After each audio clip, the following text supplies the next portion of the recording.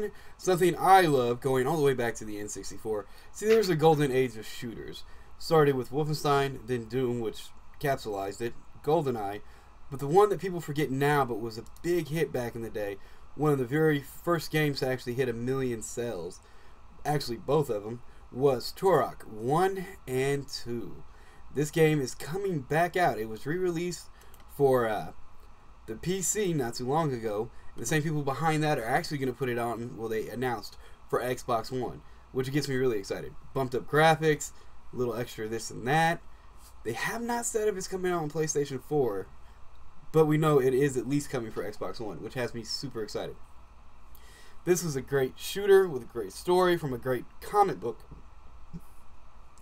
that spawned literally 8 games within a span of a few years. You can kind of say it was the very first franchise game, especially in the shooter genre. It spawned a lot of not so great sequels, but the very first 2 and then the third one was pretty good. It was just an all-around great game, and it came from a very great comic. Deals with a Native American sit back in some wacky time travel type thing that has dinosaurs, aliens. He's the savior of the universe. So you have a crazy cool storyline that starts off right there. You have humanoid dinosaurs, which is crazy. In the first one, you literally have like an evil cowboy riding a dinosaur that shoots lasers. I'm gonna pull a Dr. Evil. Freaking laser beams, yo. I can't wait for this to come out. I'm shocked that they're actually gonna be re-releasing this. Only, I think, one game prior to this from the N64 genre has been re-released onto a new-gen console, which was Banjo-Kazooie. So this has me super excited, especially with the vamped-up graphics and what they could do with that. Any thoughts or comments on this? My the comment I have for it is that I think it really kind of started the whole first-person shooter. Yeah. You had a couple that before it that were third-person and everything else, but that was really the start of the first-person shooter where you had to where it actually felt like you were holding this gun in your hand, and you were going through killing whatever. I personally wasn't the one that played this game. That was my brother. I watched him, and after that, I think it was shortly after that, it was Doom that came out. But I think this was the start of what we have now with Call of Duty and everything else. But that was definitely the game that started the revolution of first-person shooters. Oh yeah, I definitely agree with you. It started the franchising of first-person shooters entirely. Oh yeah. I think, me personally, I'm excited for it because when I was little, I wanted to play this game, but obviously I was too young. My mom wouldn't let me play it. My brother was a jerk. Putting that lightly. And to be able to play it, it's not the original graphics. So what? I get to play the game that I wanted to play since I was little. I mean, that's good enough for me. Who doesn't want to be part of one of the biggest... Well, no, I won't say one of the biggest, but one of the games that started it all. You want to be part of the beginning of first-person shooter, you want to play this game. I think Doom kind of had that feel too, really. But I think this is the game that I'm going to be excited for coming out. When is it coming out?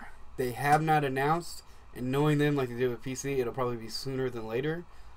But so far, it's only Xbox One. They have not said PlayStation 4. And they were asked that, but so far all they said is Xbox One, and probably pretty soon since they've already done it for the PC. Oh, I'm perfectly fine for the Xbox One because I don't have a PlayStation 4. But yeah, like you said, it was what brought on the first person shooter franchising. Until then, you had GoldenEye, but that was never a franchise. Doom, yeah, it had 2 games, but that's where it ended. Wolfenstein was just one and done. It brought on the modern franchising of shooters, and it was the very first one to really hit 1 million people buying this game, and continue to do so into the next versions of it. And it was just so fucking fun, and it brought in, next to, I would say, Duke Nukem, the first really heavily played multiplayer until Quake, when it came to the first person shooter. And I can't wait for the bumped up graphics. I still have it on N64. I have 1 and 2 still, and I actually have a 3rd one. But I am still gonna buy this because it's you're getting it with bumped up graphics, maybe a little few new caveats to it. You know what I mean? And with modern controls, because if you remember playing on the N64, you had that one little joystick and the C-pad, and that just it really was not made for what would become first-person shooters. So I can't wait to see what happens when you have both of those joysticks going at it. Yeah, it'll be interesting. I think that's really where I think it kind of shows how far gaming has come. I mean, not even just graphics. Like, let's look at it back when we only had a D-pad. You could only move one way. Like, forward, left, right, and backwards. You couldn't turn around. Like, the only way you turned was when you went to a corner and you had to. And then there was some fun games. Oh yeah. It wasn't just fun games, they had innovative games at that time point, because that was right when 3D games, third dimensional games started to become a thing with like Mario 64, the very first 3D platforming, and then Doom and Wolfenstein came out, but that was still 2D to make look 3D. Turok and GoldenEye were the really first-person 3D shooters to ever come out at that point. Doom 2 was kind of like, it kind of tried to be 3D. Had the whole full dimensional rooms, and you had like the flat monsters that came at you, but it tried for the full 3D, although I still love Doom 2. Oh, dude, Doom 1 and Doom 2 are amazing. But yeah, like Turok and GoldenEye, man, that's what the very first 3D ones, and they worked, and that's what ushered in the shooter genre. Oh yeah, I think if it weren't for those, that we probably, I mean, it's not even that we wouldn't really have we probably wouldn't have a whole lot of games that we have now. Yeah. Because, I mean, if you think about it, it's like, here, they're gonna put this person in the shoes of the character. Okay. I mean, that's very innovative, and some people don't like it. That's fine. Some people, and I mean, a lot of people love it. It's immersive. Mm-hmm.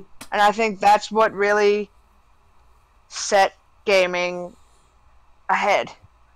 Yeah, and that's when it didn't just become one of those, and especially now recently, it's not even one of those, hey, I'm just doing this as a hobby. It's like one of those things people do competitively now.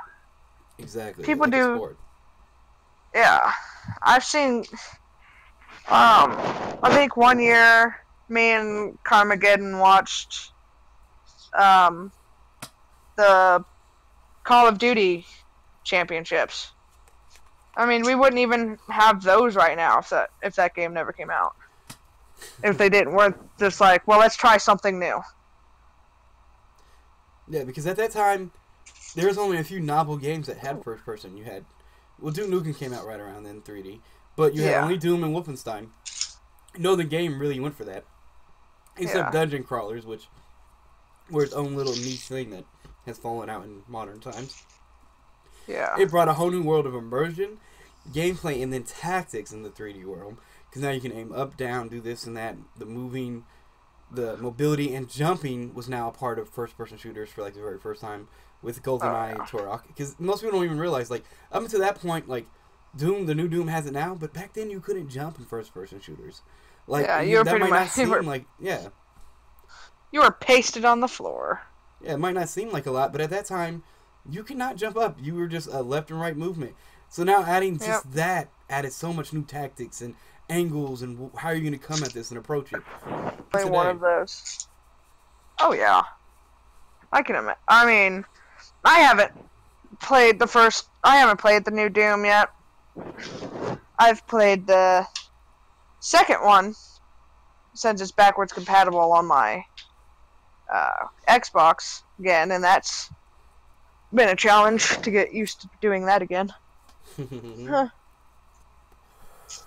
Yeah, leading into that, just like you said, like I've gone back, like, and I still have a lot of games I had from back in the day. Going back and trying to play some of those old games again that you beat as a child, they're so much harder to play now. Just because we've gotten used to more modern games. It's, to be honest, I'm not trying to be mean, are a little bit easy comparable.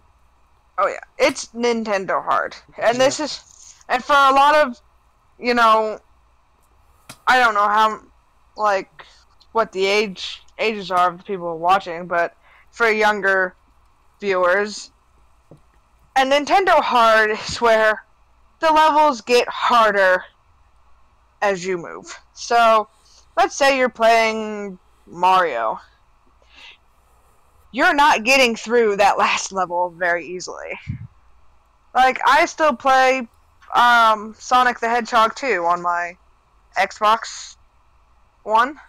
Mm-hmm. And you can't beat that final level unless you have all the Chaos Emeralds. Great. Awesome. Oh yeah, I'm going to actually be doing a Let's Play soon of the original Star Wars, the Super Empire Strikes Back, which is supposedly almost impossible to beat. Most people can't even get past the first stage. That's Nintendo hard. Yeah. That's... I won't deny games now are a lot easier than they were back then. And so I love Dark Souls, bringing it back. Oh, God, I hate Dark Souls.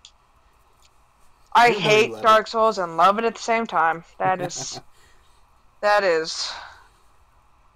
a bad relationship. The hallmark of a good game. Yeah. Yeah, but I also think a hallmark of a good game shouldn't be, 3 broken controllers in the trash cans. True, it depends on what your idea of gaming is. For people who like Nintendo hard or grew up in that era to some degree, it draws you in because of the hardness. Yeah. It's... That didn't sound right. Oh, God. Euphemisms aplenty. Anybody else have something to add to that? I never actually played these games, but I'm taking notes. You should definitely check it out one time. You would like it. Like the extent of so you guys are like drawing in on N64. My gaming days, as far as when I was a kid, I had Nintendo and then the Super Nintendo. Oh, yeah. And then we had the handheld. So I never had an N64. We just went right to PlayStation from there. So, but yeah, so I can't really comment too much. I think what you guys are bringing up, though, is really interesting. I think it's going to be really nice to see, especially since you're crossing platforms too. You're going from Nintendo coming over to Xbox. So Microsoft is picking it up. I think it's going to be really neat to engage the cross-platform gaming and throw us back in nostalgia lane and be able to play those games on our new generation and more, advanced consoles that we have now. I think that's really going to be something fun for a lot of the people that would have enjoyed games like these when we were younger, you know what I mean? Yeah, and it's been kind of lost at the wayside, even though it was there were games before it that sold millions of copies, but this is at a time where now games are really starting to sell millions of copies. Like, we're making franchises out of stuff. And it ushered in that modern age, you know what I mean? And it's bringing that little bit of gaming history to a new audience that will just eat it up if they give it a chance. Yeah, absolutely. And, I think that's something that they kind of looked into or would have, when you go back that far, if, a game like this could get 1 million in sales way back, you know, 1 million copies sold, not even dollars, you know, we're way beyond that at this point. But, you know, if they could get that many, and that was in our generation, you have 1 or 2 whole new generations of people that would find this kind of game interesting. And that's in addition to the people that would have bought it, you know, what is it, like 16 years ago? I think the first copy came out in 2000.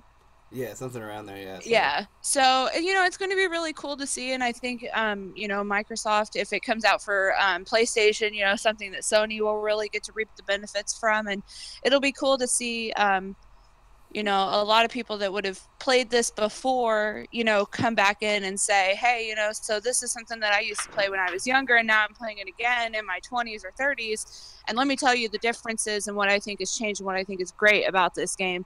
But also see, like, the younger people that would have, that, you know, for lack of better words, that weren't even around yet when this game came out, talk about, you know, wow, you know, this is something that they thought of years ago. And, you know, I think it's just as cool as, you know, somebody that's twice my age does. Oh yeah, definitely. And then it's just a walkie story to begin with. You're playing an awesome, cool Native American, which we don't get enough of, space hopping through time and dimensions, hanging with aliens, fighting dinosaurs and dinosaur humanoids, evil space cowboys riding T-Rexes. It's just a crazy story with a really cool comic behind it, which sadly is overshadowed by the game. Like, if you're a comic fan, check those out sometime too, by the way. I think Valiant put out quite a bit of those, if I remember correctly, or I could be wrong on that, but I think it was Valiant. Yeah, I think it'll be interesting to see how many people go to play this game, whether it's nostalgia or they're just like, hey, it's a new game on the market, let's see how this is, or they've heard that. Because, I mean, let's face it, people our age have kids. So, maybe they'll just be like, well, my mom or dad played this when they were younger. Let's see what it's all about and see how good it is. Yeah, definitely. I think it'll be interesting. And one of the cool things was, the cool thing about N64 was, before this, Nintendo had official Nintendo, or whatever the suit was, on the NES and Super Nintendo. They didn't have, like with Mortal Kombat, they wouldn't allow you to have blood. The N64 came out. Turok was the first game I can remember, Turok 2, where you could pop the heads off enemies and body parts would come off. Oh yeah. Like, it took itself serious, and Nintendo went all for it with the N64. Yeah. I think other than that, you're right. Mortal Kombat was pretty much the only other one that did that, and that was obviously like a platform fighter. Yeah, and even then, Nintendo censored it on the Super Nintendo. Yeah, they did, which upset me a little bit, and why I didn't play it on the Nintendo. Exactly. That's why now the Sega card of that is actually more expensive than the Super Nintendo, which is oddly usually never like that. Yeah. But anyway, so I put in my 2 cents on that subject. Yep. You ready to move on to Michelle's? Are you guys sure? I mean, it sounded like a pretty good conversation going on.